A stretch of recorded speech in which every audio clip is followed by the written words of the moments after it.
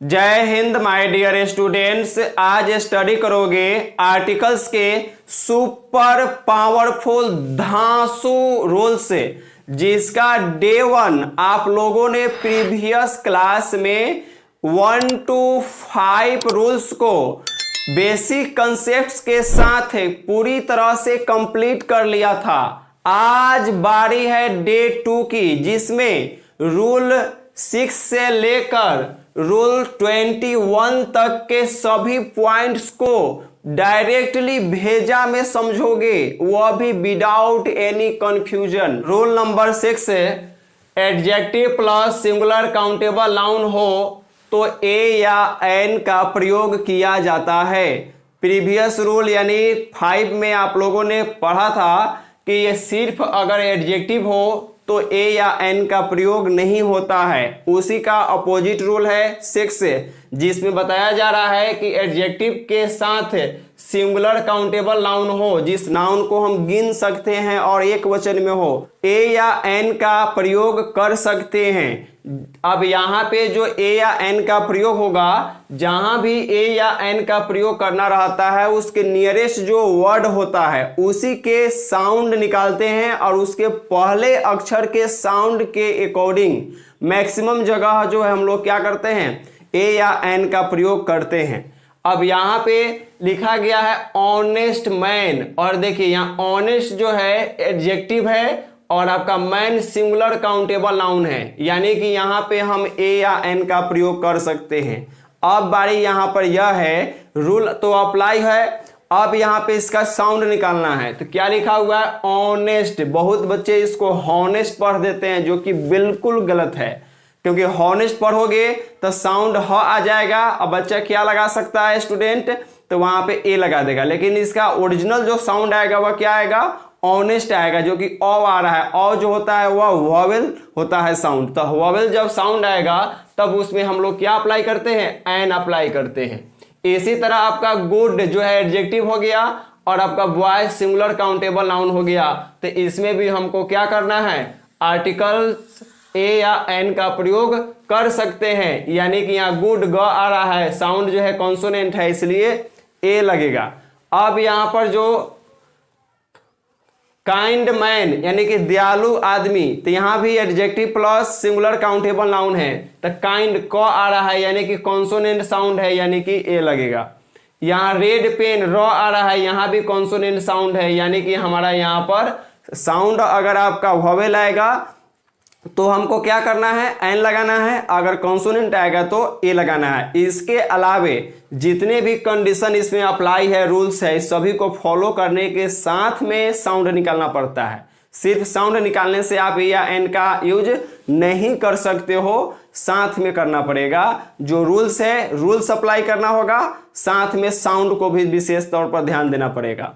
अब हम लोग बात करते हैं रूल 7 की। रूल 7 कहता है कि एडजेक्टिव प्लस प्लुरल नाउन हो तब क्या करेंगे, तो यहाँ पे हम लोगों ने ए या एन का प्रयोग किया है, यहाँ पर ए या एन का प्रयोग नहीं होगा। बिकॉज क्योंकि यहाँ जो एडजेक्टिव है, एडजेक्टिव के बाद प्लुरल नाउन है, जब प्लुरल आ जाता है तो ए या एन का प्रयोग नहीं होता है। तो यहाँ पे हम्बल के बाद मैन न लिखकर मेन लिखा गया है। बहुत बच्चों को मेन लगता है कि सिंगुलर है, सिंगुलर नहीं है, प्लुरल है, मैन होता है सिंगुलर, और यहाँ ए को ई कर दिया गया, प्लुरल कर दिया गया। अब यहाँ पे एडजेक्टिव प्लस प्लुरल नाउन है, डेट मीन्स यहाँ पे हमारा आर्टिकल ए या एन नहीं लगने वाला है, बिल्कुल ही नहीं लगेगा। यहाँ भी यंग एडजेक्टिव है और गर्ल्स हो गया, यानी कि एडजेक्टिव प्लस प्लुरल नाउन, यहाँ भी हम लोग क्या नहीं कर सकते हैं, ए या एन का प्रयोग नहीं कर सकते हैं। तो यहाँ भी क्रॉस हो जाएगा। इनोसेंट एडजेक्टिव है, फिर बॉयज प्लुरल नाउन है, तो यहाँ भी हम क्या कर सकते हैं, ए या एन का प्रयोग नहीं कर सकते हैं, क्योंकि नाउन जो है हमारा प्लुरल है। ओल्ड ओमेन, यहाँ भी एडजेक्टिव प्लस प्लुरल नाउन है, यानी कि यहाँ पे ए या एन का प्रयोग बिल्कुल नहीं होगा। अब हम लोग बात करते हैं रूल नंबर 8। रूल नंबर 8 कहता है कि ओनली एडवर्ब के पहले, सिर्फ अगर एडवर्ब की बात हो तो हम लोग ए या एन का प्रयोग नहीं करते हैं, यानी कि सिर्फ एडवर्ब रहेगा तो।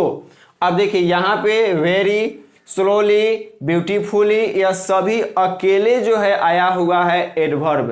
तो अकेले जब आएगा तो हमको ए या एन अप्लाई बिल्कुल नहीं करना है। और यहाँ पे मैंने आपको जो एक्सप्लेन कर रहा है यहाँ पर यह बिल्कुल ही सिंपल तरीके से कर रहा हूँ, और इसको भाषा के रूप में भी लमड़ा कर लिखवाया जा सकता था, लेकिन नहीं लिखवाया गया है आपको, इसलिए कि शॉर्ट चीजें जो है बच्चों को जल्दी माइंड में कैच करता है। अब इसको भाषा लमड़ाने से कोई फायदा नहीं होने वाला है, प्रॉफिट नहीं होने वाला है, क्योंकि बात वही रहने वाला है, रूल्स वही रहने वाला है। अब शॉर्ट से शॉर्ट अगर हम किसी चीज को पॉइंट को कर सकते हैं। अब हम लोग बात करते हैं रूल नंबर 9 की। रूल नंबर 9 कहता है कि एडवर्ब प्लस एडजेक्टिव हो, यानी कि एडवर्ब हो और साथ में एडजेक्टिव हो तो क्या कर सकते हैं, ए या एन लगेगा या नहीं लगेगा, तो बिल्कुल ही नहीं लगेगा। ठीक है, यहाँ पर वेरी जो है आपका क्या है, वेरी आपका एडवर्ब हो गया, और यहाँ पर गुड जो है आपका क्या है, एडजेक्टिव है। तो एडजेक्टिव के पहले अगर एडवर्ब हो तब भी हम ए या एन का प्रयोग नहीं करेंगे। यहाँ भी वेरी स्लो लिखा हुआ है, एक एडवर्ब है एक एडजेक्टिव है, तो यहाँ भी हम लोग ए या एन का प्रयोग नहीं करेंगे। अब हम लोग बात करते हैं, डिस्कस करते हैं रूल नंबर 10 की। रूल नंबर 10 कहता है कि adverb plus adjective plus singular countable noun हो, यानी कि एडवर्ब तो हो, जैसे यहाँ पे क्या है, वेरी आपका क्या है, वेरी आपका एडवर्ब है, फिर आपका गुड जो है एडजेक्टिव है, और यहाँ पे बॉय आपका सिंगुलर काउंटेबल नाउन है। अब यहाँ पे इस कंडीशन पर जब अगर आपका सेंटेंस रहे या आपका कोई भी वर्ड का जो क्रम रहे आपका, जिसमें आपको आर्टिकल लगाना है ए एन, विशेष रूप से अभी हम लोग जो भी फोकस कर रहे हैं रूल्स पर वह ए या एन के लिए कर रहे हैं। जैसे ए या एन के रूल्स पूरी तरह से कंप्लीट हो जाएगा तब हम लोग बात करेंगे डिफिनिट आर्टिकल यानी द के रूल्स के बारे में, और वह भी सुपर धांसू ट्रिक के साथ करेंगे। रूल नंबर 10 है कि adverb plus adjective plus singular countable noun रहता है तो हम लोग ए या एन का प्रयोग कर सकते हैं। और साउंड किसका निकालेंगे, तो नियरेस्ट वर्ड का निकालेंगे। तो नियरेस्ट वर्ड क्या है, वेरी। वेरी करने से क्या होता है, वेरी। तो यहाँ पर वेरी कैसे, वेरी नहीं लिखाता है, क्या लिखाता है, वेरी, यानी कि ऐसे लिखाता है। तो यह क्या हो गया आपका, वह जो है यह आपका कॉन्सोनेंट साउंड है, इसलिए हम क्या करेंगे, वेरी के पहले ए अप्लाई करेंगे। ए मेरा कंप्लीट हो गया। इसी तरह जो नीचे वाला जो है डैश वेरी ब्यूटीफुल गर्ल, यहाँ भी जो गर्ल है वह सिंगुलर है, यानी कि हमारा कंडीशन अप्लाई है रूल। अब यहाँ पे हम लोग क्या कर सकते हैं, ए या एन का यूज कर सकते हैं। तो यहाँ भी वेरी है वह आएगा, यानी कि कॉन्सोनेंट साउंड यानी कि ए लग जाएगा। डियर स्टूडेंट्स, यदि आपने अभी तक डे 1 क्लास को अटेंड नहीं किया है तो उस क्लास को जल्द अटेंड कर ले। इसी चैनल पर प्लेलिस्ट जो है चेकआउट करें और आर्टिकल्स वाले सेक्शन में जाएं, और उस पर डे बाय डे जो है आपका क्लास अवेलेबल हो रहा है, और आर्टिकल्स का सीरीज स्टार्ट हो गया है। पर डे इसका वीडियो अपलोड हो रहा है, और इसका डे 1 जब अगर आप देख लेंगे तो आपको इस क्लास में और ज़्यादा बेहतर आपको समझ में आने वाला है। और डे 1 में हम लोगों ने सुपर धांसू ट्रिक का बात किया है, जिससे आपके आर्टिकल्स में कोई कंफ्यूजन रहने वाला नहीं है। अब हम लोग बात करते हैं रूल नंबर 11, यानी कि 11 नंबर रूल जो है कहता है कि adverb plus adjective plus plural noun, यानी यहाँ देखिए वेरी जो है एडवर्ब है, यहाँ गुड जो है एडजेक्टिव है, पेंस जो है प्लूरल काउंटेबल नाउन है। तो इस कंडीशन पर यदि आपका आर्टिकल्स यूज करने के लिए ए या एन रहे तो इसमें हम लोग बिल्कुल ही ए एन नहीं लगाएंगे, क्योंकि जो नाउन है वह प्लूरल काउंटेबल नाउन है, तो प्लूरल रहेगा तो इसमें हमको ए एन अप्लाई नहीं करना है। यहाँ भी देख रहे हैं वेरी बैड मैन, अब यहाँ पर भी जो आया नाउन या प्लूरल आ गया, इसके वजह से ए या एन का यूज नहीं करेंगे। अब बात करते हैं हम लोग रूल नंबर 12, ओनली लैंग्वेज। अगर सिर्फ भाषा का नाम हो तो ए या एन का यूज नहीं होता है। तो यहाँ पे कोई भी भाषा का नाम हो, जैसे यहाँ पे लिखा गया है एज, यानी कि जैसे, एज मीन्स जैसे, एग्जाम्पल। अब हिंदी भाषा का नाम है, उर्दू भाषा का नाम है, इंग्लिश भाषा का नाम है। तो भाषा का नाम अगर सिर्फ अकेले रहे तो ए या एन का यूज नहीं करना है। तो यहाँ तीनों जगह क्या हो जाएगा, क्रॉस हो जाएगा। रूल नंबर 13 कहता है कि language plus singular countable noun हो, यानी कि भाषा के नाम के साथ यदि नाउन सिंगुलर आ जाए तो क्या होगा, तब हम लोग ए या एन का प्रयोग कर सकते हैं। ठीक है, क्या है यहाँ पर एग्जाम्पल, तो कह रहा है कि हिंदी स्टोरी। देखिए हिंदी तो सिर्फ भाषा का नाम है और यहाँ स्टोरी आ गया सिंगुलर काउंटेबल नाउन, यानी कि हम यहाँ पर ए या एन का यूज कर सकते हैं। अब साउंड निकालेंगे, जब यूज करना हो तभी साउंड निकालेंगे, यूज नहीं करना हो तो साउंड निकालने की कोई आवश्यकता नहीं है। ठीक है, अब देखिए यहाँ पर हिंदी ह आ रहा है यानी कि कॉन्सोनेंट साउंड है, तो क्या लगेगा, तो आपका ए लगेगा। फिर आपका यहाँ पर उर्दू ऊ आ रहा है, ऊ, तो क्या लगना चाहिए, एन लगना चाहिए क्योंकि वॉवेल साउंड आ रहा है। इंग्लिश ई आपका वॉवेल साउंड है, तो क्या लगना चाहिए, एन लगना चाहिए। अब हम लोग डिस्कस करते हैं रूल नंबर 14। कह रहा है कि लैंग्वेज प्लस प्लुरल नाउन हो तो क्या हो सकता है, तो ए या एन का प्रयोग नहीं करेंगे।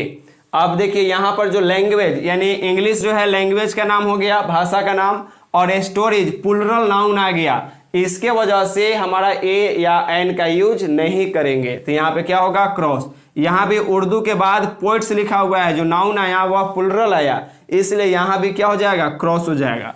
हिंदी बुक्स, हिंदी भाषा का नाम हो गया, जो बुक्स आया प्लुरल नाउन आ गया, इसके वजह से हमारा क्या होगा, ए या एन का यूज नहीं होगा, यहाँ भी क्रॉस हो जाएगा। डियर स्टूडेंट्स, अगर आपको भी यह क्लास बहुत ही बेहतर से समझ में आ रही है तो अपने फ्रेंड्स सर्किल में और कहीं भी सोशल मीडिया पर इस वीडियो को, क्लास को जो है शेयर करने का प्रयास करें, जिससे और जो है अधिक से अधिक बच्चे इसका प्रॉफिट ले सके। अब यहाँ पे हम लोग बात करते हैं रूल नंबर 15। रूल नंबर 15 जो है बहुत ही यूजफुल है। अब देखिए यहाँ पे देखिए क्या कर रहा है, यदि दर बताया जाए या नापतोल की बात की जाए या गति सूचक शब्द का प्रयोग किया गया हो तो हम ए या एन का प्रयोग कर सकते हैं, 100% करेंगे। लिखा हुआ है एग्जाम्पल, एज मैंगो सेल से 40 रुपीज डैश किलो। कहा जा रहा है कि मैंगो जो है, आम जो है 40 रुपए 1 किलो बिकता है, यानी कि 1 किलो का कीमत जो है 40 रुपया है, यानी कि 1 किलो की कीमत 40 रुपए हो गए, यानी कि 40 रुपीज। तो यहाँ पर क्या बताया जा रहा है, दर नापतोल के अर्थ में आ गया, तो हम यहाँ पे ए या एन यूज कर सकते हैं, बट क्या करेंगे, साउंड निकालेंगे। तो साउंड का किलो क आ रहा है, यानी कि कॉन्सोनेंट साउंड है, तो क्या लगना चाहिए, ए लगना चाहिए। अब इसी तरह के एक और एग्जाम्पल है कि the train run 70 kilometre dash hour. अब कहा जा रहा है ट्रेन जो है वह चलती है कितने स्पीड से, तो 70 यानी 70 किलोमीटर 1 घंटे के हिसाब से। तो यहाँ पर आवर है, हावर नहीं पढ़ेंगे, रॉन्ग है बिल्कुल, ठीक है। हावर जब पढ़िएगा तो कॉन्सोनेंट साउंड आ जाएगा और बच्चे स्टूडेंट क्या करेंगे, ए लगा लेंगे, जो कि बिल्कुल गलत है, ठीक है। लेकिन यहाँ इसको पढ़ना क्या है, आवर पढ़ना है, यानी कि घंटा, आवर, यानी कि क्या होगा, एन होगा, कि बिकॉज क्योंकि साउंड इसके क्या है, फर्स्ट अक्षर का साउंड क्या है, लेटर का, वह वॉवेल है, इसलिए एन लगेगा। अब हम लोग बात करते हैं रूल नंबर 16 जो है कह रहा है कि गिनती सूचक शब्द के पहले ए या एन का प्रयोग होता है।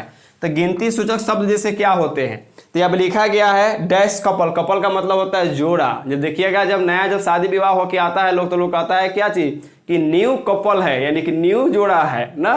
अब देखिए बाद में मालूम चलता है कि दोनों घोड़ा बन गया ना। अब देखिए यहाँ पर क्या हो गया, कपल। अब कपल मतलब क्या हो गया, यह काउंट कर रहे हैं ना, गिनती किस में आ जाएगा, आपका नंबरिंग में आ जाएगा। तो कपल मतलब दूगो को कपल बोलते हैं, यानी कि जोड़ा, यानी कि दूगो रहेगा। तो यहाँ कपल क आ रहा है साउंड, यानी कि कॉन्सोनेंट आ रहा है, तो क्या लगना चाहिए, ए लगना चाहिए। तो यहाँ पे ए अप्लाई कर लिए। अब यहाँ पे देखिए लिखा गया 100, ये भी तो गिनती सूचक शब्द है, 100 ह आ रहा है, इसका मतलब क्या लगेगा, ए लगेगा, कॉन्सोनेंट साउंड है। मिलियन वीडियो में खूब आता है, मिलियन के व्यूज के लिए सबकी सपना रहता है ना। तो यहाँ मिलियन जो है, मिलियन मो आ रहा है, यानी कि कॉन्सोनेंट साउंड है, यानी क्या आएगा, ए आएगा। अब देखिए 1000 थ आ रहा है, कॉन्सोनेंट साउंड है, ए लगेगा। अब हम लोग बात करते हैं रूल नंबर 17 कह रहा है कि पूरी जाति के लिए सिंगुलर काउंटेबल नाउन के पहले ए या एन का प्रयोग होता है। इसी तरह के रूल जो है द वाला में भी मिलेगा, वहां भी हम लोग डिस्कस करेंगे। एज जैसे dash cow is an animal, कहा जा रहा है कि गाय जानवर होती है। तो गाय एक जानवर जब होती है तो कोई एक गाय जानवर होती है कि दुनिया संसार के सभी गाय जानवर होती है, तो दुनिया संसार के सभी गाय जानवर होती है, कोनो आदमी थोड़ी होती है।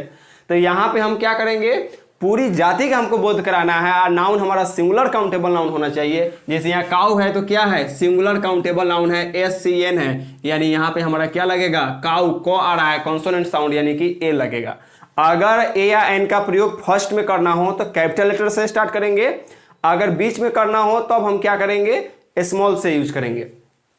अब इसी तरह लिखा गया है कि डैश डॉग इज फेथफुल, कुत्ता वफादार होता है, आदमी ज्यादा नहीं होता है वफादार, कुत्ते होता है, अगर यही ट्रेंड चल रहा है। अब देखिए इंसान आजकल क्या हो रहा है, आदमी को कम पाल रहा है, किसको पाल रहा है, कुत्ता के वीआईपी लोग ना कुत्ता रख रहा है। अब आदमी कुत्ता रखने लगे, सोचिए कैसा समय खराब चल रहा है, यानी लोगों को विश्वास जो है इंसान से खत्म हो गया, इसलिए जानवर को वीआईपी बना रहा है। अब देखिए यहाँ पर क्या है, कुत्ता यानी कि डॉग है आपका, तो कुत्ता हिंदी से मतलब नहीं है, इंग्लिश के साउंड निकालना है, यानी डॉग आ रहा है, यानी कि कॉन्सोनेंट है, तो क्या लगेगा, ए लगेगा। अब हम लोग बात करते हैं, अब हम लोग डिस्कस करते हैं रोल नंबर 18 कह रहा है कि सिंगुलर काउंटेबल नाउन प्लस वह रिपीट मार दे। अगर किसी सेंटेंस में सिंगुलर काउंटेबल नाउन पहली बार आए और फिर उसी नाउन का रिपीटेशन कर दिया गया हो, दोहरा दिया गया हो उसी सेंटेंस में या अगले सेंटेंस में दोहरा दिया गया हो लेकिन साथ में आया हो, तो फर्स्ट सिंगुलर काउंटेबल नाउन के पहले ए या एन का प्रयोग करेंगे। अब बाद में आने वाले सिंगुलर काउंटेबल नाउन के में हम लोग द अप्लाई करेंगे। देखिए यहाँ पर जो एग्जांपल है पूरी तरह से एक ही तरह के सेंटेंस को लिया गया है। Mohan lost dash pen, Mohan ने कलम खो दिया। अब कोई कलम था जो खो दिया, फिर कहा जा रहा है कि dash pen was very costly. अब हम उस कलम की बात कर रहे हैं, खास कलम की जो खो गई थी, ठीक है, वेरी कॉस्टली बहुत कीमती थी। तो इसी के वजह से फर्स्ट में जो आता है आपका सिंगुलर काउंटेबल नाउन वह इंडिफिनिट के अर्थ में आता है, इसलिए ए या एन लगाएंगे। बाद वाला उसी नाउन की जब हम बात करने लगते हैं तो उससे जान पहचान हो गया रहता है, यानी कि जैसे आप गए मेला में घूमने, आज देखे कि हमारे मौसा जी हैं, तो इसे मतलब पहले से मौसा जी को देखे थे तबे ना चिन्हे हैं, तो वह डिफिनिट पता चल जाता है कि मौसा जी हैं। तो इसी तरह यहाँ भी जब फर्स्ट में सिंगुलर काउंटेबल नाउन आएगा तो ए या एन यूज करेंगे। तो पेन प आ रहा है, तो यानी कॉन्सोनेंट आ रहा है साउंड, तो क्या अप्लाई करेंगे, ए अप्लाई करेंगे। अब देखिए इसी नाउन पेन का दोबारा प्रयोग किया गया है, इसका मतलब डिफिनिट ही क्या लगाएंगे, द अप्लाई करेंगे। तो यहाँ मेरा क्या अप्लाई हो जाएगा, द अप्लाई हो जाएगा। अब हम लोग डिस्कस करते हैं रूल नंबर 19। रूल नंबर 19 क्या कह रहा है कि वर्ब एज नाउन, यदि वर्ब का प्रयोग नाउन के रूप में किया गया हो, यदि क्रिया का प्रयोग संज्ञा के रूप में किया गया हो, तब क्या होगा, हम लोग ए या एन का प्रयोग कर सकते हैं। देखिए लिखा गया है कि Rahul has gone for dash walk. अब देखिए यहाँ वॉक जो यूज किया गया है, बहुत बच्चे इसको वाल्क पढ़ता है, वाल का टाल्क फाल्क नहीं पढ़ना है, इसको वॉक पढ़ेंगे। क्या पढ़ेंगे, वॉक। वॉक जो होता है यानी टहलना होता है, लेकिन मुख्य क्रिया के रूप में ही नहीं आया है, मुख्य क्रिया के रूप में हमारा यहाँ गॉन आया है, गो का गॉन आया है। यहाँ पे जो आपका वॉक है यह नाउन की तरह बिहेव कर रहा है, वर्ब की तरह नहीं कर रहा है, इसलिए यदि वर्ब का प्रयोग नाउन के रूप में किया जाए तब हम वहाँ पे क्या कर सकते हैं, ए एन लगा सकते हैं। वॉक तो वो आ रहा है, यानी कॉन्सोनेंट साउंड, तो ए लगेगा, सिंपल बात है। अब देखिए रूल नंबर 20 क्या कह रहा है, रूल नंबर 20 कह रहा है कि एक्सक्लामेशंस में, यानी कि वैसे सेंटेंस जो एक्सक्लामेटरी सेंटेंस होते हैं, उस सेंटेंस में व्हाट का अगर प्रयोग किया गया हो तो उसके बाद में हम ए या एन का प्रयोग कर सकते हैं, लेकिन नाउन सिंगुलर काउंटेबल होना चाहिए। सबसे पहला सेंटेंस कैसा होना चाहिए, एक्सक्लामेटरी सेंटेंस होना चाहिए। एक्सक्लामेटरी सेंटेंस की पहचान क्या है कि लास्ट में एक्सक्लामेशन का साइन रहेगा, यानी कि एक डंडा खींच के नीचे से पानी पिया देगा, बस हो गया एक्सक्लामेशन का साइन। जैसे यहाँ देखिए एक डंडा खींच दिया ऊपर से, नीचे से पानी पिया दिया, ये एक्सक्लामेशन का साइन है, तो ये एक्सक्लामेटरी सेंटेंस हो गया। और कह रहा है कि व्हाट वाला विशेष करके, खास करके ना पर्टिकुलर, तो व्हाट यहाँ पे देखिए एक्सक्लामेटरी सेंटेंस, एक्सक्लामेशन वाला सेंटेंस हो गया, व्हाट हो गया। व्हाट के बाद हम ए या एन लगा सकते हैं कब, जब नाउन सिंगुलर काउंटेबल हो। तो यहाँ पर देखिए नाउन जो है हमारा डॉग या सिंगुलर काउंटेबल है, इसलिए हम ए या एन लगा सकते हैं। तो डॉग कहने से डॉ आ रहा है, यानी कॉन्सोनेंट साउंड, इसका मतलब क्या अप्लाई करेंगे, ए अप्लाई करेंगे, तो यहाँ पे एक हो गया। अब इसी तरह के एक और एग्जाम्पल है, व्हाट डैश ब्यूटीफुल सीन, क्या सुंदर दृश्य है, नजारा है ना। तो यहाँ देखिए एक्सक्लामेशन का साइन यहाँ भी लगा हुआ है, तो हम जान गए कि एक्सक्लामेटरी सेंटेंस है, व्हाट भी लगा है, व्हाट के बाद हमको ए या एन लगाना है। अब देखिए ब्यूटीफुल के बाद सीन है, सीन जो है सिंगुलर है, इसलिए हम इसके पहले ए एन लगा, ब्यूटीफुल यानी बो आ रहा है, यानी कि क्या अप्लाई करेंगे, ए अप्लाई करेंगे। अब हम लोग डिस्कस करते हैं लास्ट रूल इस क्लास का, आज के क्लास का 21 नंबर रूल। यदि सेंटेंस में सो या हाउ या एज या टू के साथ में एडजेक्टिव का प्रयोग किया गया हो, जैसे देखिए एग्जांपल में, जैसे यहाँ हाउ है तो इसी में से कोई एक है, उसके बाद आपका क्या होना चाहिए, एडजेक्टिव होना चाहिए। तो यहाँ डार्क जो है क्या है, एडजेक्टिव है। तब हम ए या एन का यूज कर सकते हैं। कब? जब इसके अगले आने वाले नाउन सिंगुलर हो। जैसे यहाँ सिंगुलर काउंटेबल नाउन होती है, यहाँ देखिए नाइट सिंगुलर काउंटेबल नाउन हो गया, यानी कि नाउन के रूप में यूज किया गया है, तब हम ए या एन लगा सकते हैं। नाइट नो आ रहा है, क्या लगेगा? कॉन्सोनेंट साउंड है, ए लगेगा, तो ए हो गया।